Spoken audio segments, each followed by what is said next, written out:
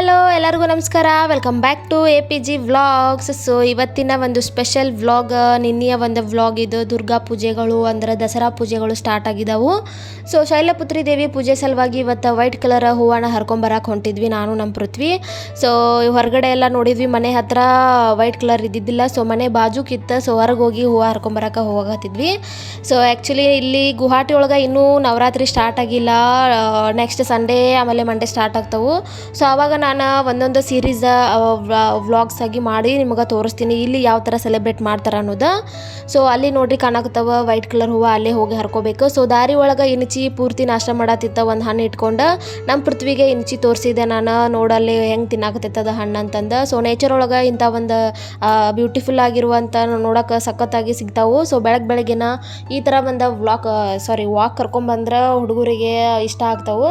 So ನಮ್ಮ ಪೃಥ್ವಿಗೆ ಮೊದಲೇ ಹೊರಗೆ ಹೋಗೋದಂದ್ರೆ ಇಷ್ಟ. ಸೊ ಇಂಥವೆಲ್ಲ ತೋರಿಸಿರಂದ್ರು ಇನ್ನೂ ಖುಷಿ ಆಗ್ತಾನೆ. ಸೊ ಇಲ್ಲಿ ಒಂದು ಗಾರ್ಡನ್ ಟೈಪ್ ಇತ್ತು, ಅಲ್ಲಿ ಬಂದ ಮಲ್ಲಿಗೆ ಹೂ ಟೈಪ್ ಇದ್ದು. ಇಲ್ಲೇ ಮಲ್ಲಿಗೆ ಹೂ ಆಗಲಿ ದುಂಡು ಮಲ್ಲಿಗೆ ನಮ್ಮ ಸೈಡ್ ಸಿಗುವಂಥ ಹೂಗಳು ಸಿಗೋದಿಲ್ಲ. ಸೊ ಇಲ್ಲಿರುವಂಥ ಏನು ದಾಸವಾಳ ಟೈಪ್ ಕಾಣತ್ತವಲ್ಲ, ಈ ಹೂವನ್ನ ಅವರು ಹರಿಯಾಕೆ ಬಿಡಲಿಲ್ಲ. ಅದು ಯಾಕಂತ ಗೊತ್ತಾಗಲಿಲ್ಲ. ಅವರು ಅಸ್ಸಾಮಿ ಭಾಷೆ ಒಳಗೆ ಏನೋ ಹೇಳಿದ್ರು, ನನಗೂ ತಿಳಿಯಲಿಲ್ಲ ಅದು. ಸೊ ಹೋಗ್ಲಿ ಬಿಡ ಅಂತಂದು ನನಗೆ ಬೇಕಾಗಿರುವಂಥ ವೈಟ್ ಕಲರ್ ಹೂವು ಸಣ್ಣ ಸಣ್ಣ ಇದ್ದು. ಸೊ ಅವನಷ್ಟೇ ಹರ್ಕೊಂಬಂದು ಪೂಜೆಗೆ ಅಂತಂದು. ಸೊ ನಮ್ಮ ಪೃಥ್ವಿನ ಕರ್ಕೊಂಬಂದಿದ್ನ ಪೂಜೆಗೆ ಹೂವು ಹರ್ಕೊಂಬರೋಣ ಬಾ ಅಂತಂದು. ಸೊ ಫುಲ್ ಎಳೆ ಬಿಸಿಲೆಲ್ಲ ಬಿತ್ತಿತ್ತು. ಇಲ್ಲಿ 1 ಅವರ್ ಲೇಟ್ ಆಗಿಬಿಡ್ತೈತಿ, ಅಂದ್ರೆ ಅಲ್ಲಿಗೂ ಇಲ್ಲಿಗೂ ಬರೋಕ್ಕಾಗುತ್ತೆ. ಸೊ ಬೇಗನೆ ಬೆಳಗಾಗುತ್ತೆ, ಹಂಗೆ ಬೇಗನೆ ಸಂಜೆಗೆ ಆಗಿಬಿಡ್ತೈತಿ. ಮಧ್ಯಾಹ್ನ 3 ಗಂಟೆ ಒಳಗೆಲ್ಲ ಸಂಜೆನಾಗ ಆದಾಗತ್ತರ ಆಗಿಬಿಡ್ತೈತಿ. 5 ಗಂಟೆ ಅಷ್ಟೊತ್ತಿಗೆ ಫುಲ್ ಕತ್ಲ ಆಗಿಬಿಡ್ತೈತಿ ಇಲ್ಲೇ. ಸೊ ನೇಚರ್ ಒಳಗೆ ಕಲರ್ ಹೂವು ಇರೋದ್ರಿಂದ ನಾನು 9 ದಿನಗಳ ಕಾಲ ಎಲ್ಲ ಥರ ಕಲರ್ ಹೂವನ್ನು ತೊಗೊಂಬಂದು ಪೂಜೆನ ಮಾಡ್ಬೇಕಂತ ಅಂದ್ಕೊಂಡಿದ್ನಿ. ಸೊ ನಮ್ಮನೆ ಮುಂದೆನ ಫುಲ್ ಗಾರ್ಡನಿಂಗ್ ಮಾಡಿದಾರೆ, ಎಲ್ಲ ಥರ ಹೂವುಗಳು ಅದಾವು. ಅವು ನೋಡಿದ ಕೂಡಲೇ ಅನ್ನಿಸ್ತು ನನಗೆ, ಎಲ್ಲ ಥರ ಕಲರ್ ಹೂವು ಇರುವಾಗ ಪೂಜೆಗೆ ಎಲ್ಲ ಥರ ಕಲರ್ ಹೂವನ್ನು ತೊಗೊಂಬಂದು ದಿನ ಒಂದೊಂದು ಕಲರ್ನ ನಡೀತೈತಲ್ಲ ನವರಾತ್ರಿ ದಿನ. ಸೊ ಆ ಒಂದು ಥೀಮ್ ಇಟ್ಕೊಂಡು ವ್ಲಾಗ್ನು ಸ್ಟಾರ್ಟ್ ಮಾಡೋಣ ಅಂತ ಅಂದ್ಕೊಂಡೆ. ಆ್ಯಕ್ಚುಲಿ ಸೀರೀಸ್ನ ಸ್ಟಾರ್ಟ್ ಮಾಡ್ತೀನಿ. ಗುವಾಹಟಿ ಒಳಗೆ ನವರಾತ್ರಿ ಸ್ಟಾರ್ಟ್ ಆದ ಕೂಡಲೇ ನಾನು ಸೀರೀಸ್ನ ಸ್ಟಾರ್ಟ್ ಮಾಡ್ತೀನಿ.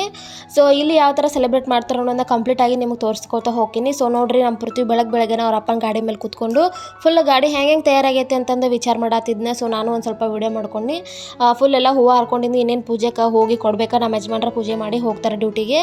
ಸೊ ಇವಾಗಿನ್ನೂ 6:20 6:30 ಹಿಂಗಾಗಿತ್ತು ಟೈಮಸ್. ಇಲ್ಲಿ ಫುಲ್ ಬಿಸಿಲು ಆಗಿಬಿಟ್ಟಿರ್ತೈತಿ. ಸೊ ಇವತ್ತು ಪೃಥ್ವಿ ಬೇಗ ಎದ್ದಿದ್ರಿಂದ ಅವನು ಕರ್ಕೊಂಡು ಹೊರಗೆ ಹೋಗಿ ಹೂವು ಎಲ್ಲ ಹರ್ಕೊಂಬಂದು ಫುಲ್ ಫ್ರೆಶ್ ಮಾಡಿದೆ ಅವನಿಗೆ. ಸೊ ನಮ್ಮ ಯಜಮಾನ್ರು ವೇಟ್ ಮಾಡತ್ತಿದ್ರು, ಅವರಿಗೂ ನಾಷ್ಟ ಎಲ್ಲ ಹಾಕಿಕೊಟ್ಟು ಇನ್ನೂ ಚಪಾತಿ ಮಾಡೋದು ಬಾಕಿ ಇತ್ತು. ಸೊ ಬೆಳಗಿನ ತಿಂಡಿ ಇವತ್ತು ಚಪಾತಿ ಆಮೇಲೆ ಕ್ಯಾಬೇಜ್ ಪಲ್ಯ ಆಯಿತು. ಸೊ ಇವತ್ತು ನಮ್ಮ ಪೃಥ್ವಿ ಆನ್ಲೈನ್ ಒಳಗೆ ಸೈಕಲ್ ಆರ್ಡರ್ ಮಾಡಿತ್ತು. ಸೊ ಅದು ಇವತ್ತು ಬಂದೈತಿ. ಸೊ ಅದನ್ನು ಕೂಡ ಅನ್ಬಾಕ್ಸಿಂಗ್ ಮಾಡಬೇಕು. ಸೊ ಎದುರುಗಡೆ ಮನೆ ದೀದಿನೂ ಬಂದಿದ್ರೆ ಅನ್ಬಾಕ್ಸಿಂಗ್ ಮಾಡುವಂಥ ವಿಡಿಯೋ ಮಾಡ್ತೀನಿ, ನೀವು ಅನ್ಬಾಕ್ಸಿಂಗ್ ಮಾಡು ಅಂತಂದು.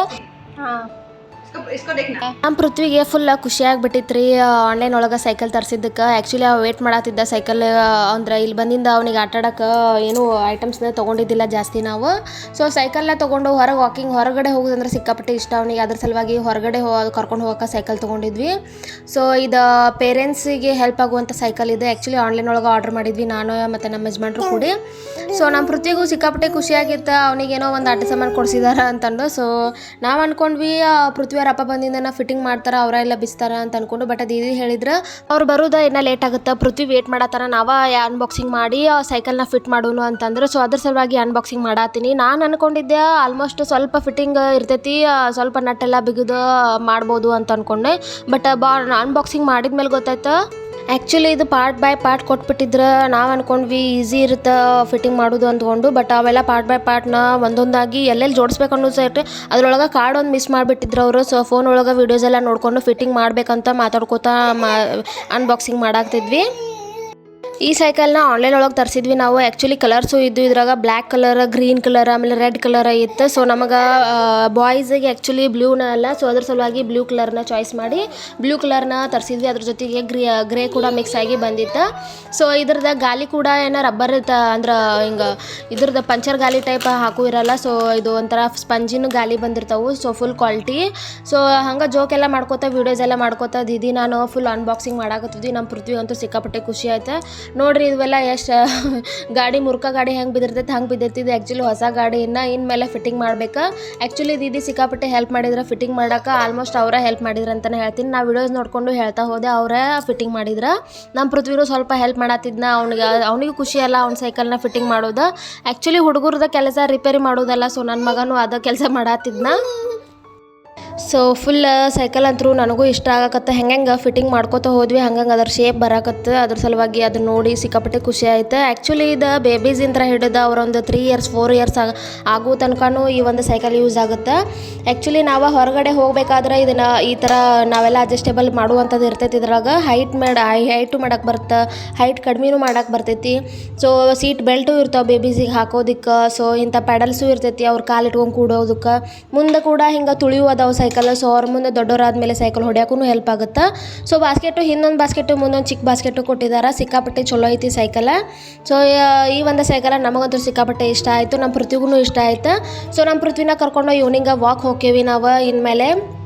ಆ್ಯಕ್ಚುಲಿ ಸೈಕಲ ಇರ್ಲಾರ ಸಲುವಾಗಿ ನಾನು ವಾಕ್ ಹೋಗಿದ್ದಿಲ್ಲ, ಬರೀ ನಮ್ಮ ಯಜಮಾನ್ರ ವಾಕ್ ಹೋಗಿ ಬರ್ತಿದ್ರು. ಆ್ಯಕ್ಚುಲಿ ಗಾಡಿ ಎಲ್ಲ ಸಿಕ್ಕಾಪಟ್ಟೆ ಅಡ್ಡಾಡ್ತಿರ್ತಾವಲ್ಲ, ಅದ್ರ ಸಲುವಾಗಿ ನಾವು ಏರ್ಫೋರ್ಸ್ ಸ್ಟೇಷನ್ ಒಳಗೆ ವಾಕಿಂಗ್ ಹೋಗ್ತೀವಿ. ಸೊ ನಮ್ಮ ಪೃಥ್ವಿಗೆ ಸಿಕ್ಕಾಪಟ್ಟೆ ಇಷ್ಟ ಆಯ್ತು. ಫುಲ್ ಮುಂದೆಲ್ಲ ಸೈಕಲ್ ತಾನೇ ಹೊಡೆಯೋರ್ಗತ್ತರ. ಬೆಲ್ಟ್ ಹಾಕೊಂಡ್ರೆ ಹಾಕೊಳಕ್ಕೆ ತಯಾರಿದ್ದಿದ್ದಿಲ್ಲ.